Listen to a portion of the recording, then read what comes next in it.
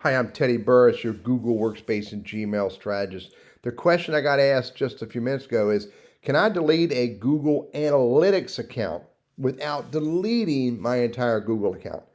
And before I show you how to do that, please hit the subscribe button because I've created a lot of content on how to use Google Workspace and Gmail as business tools, and I create it just for you.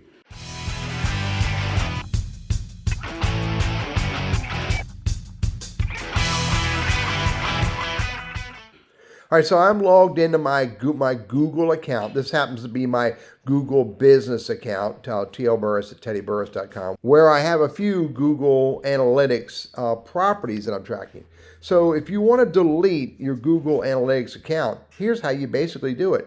Go to Admin in Google Analytics, and admin, go to Account Settings, and then right there it is.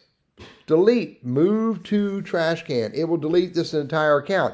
And remember, all of the properties or any of the properties that you're monitoring are properties under this account. So once you move this account to the trash can, then it's gone. Now you can create another account using the same Google account and create an additional or a new Google Analytics account. But if you don't want this account anymore, two things you should do. Number one, remove the tracking code from all of the websites that you may, or web pages, however you used it. Remove that Google Analytics ID from those pages. Secondly, then come back here, go to Analytics, go to Admin, click on the account. If you have multiple accounts, click on Account Settings, move to Trash Can.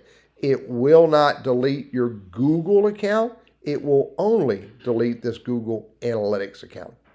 I'm Teddy Burris, your Google Workspace and Gmail strategist, trainer, and coach, and I hope this is helpful.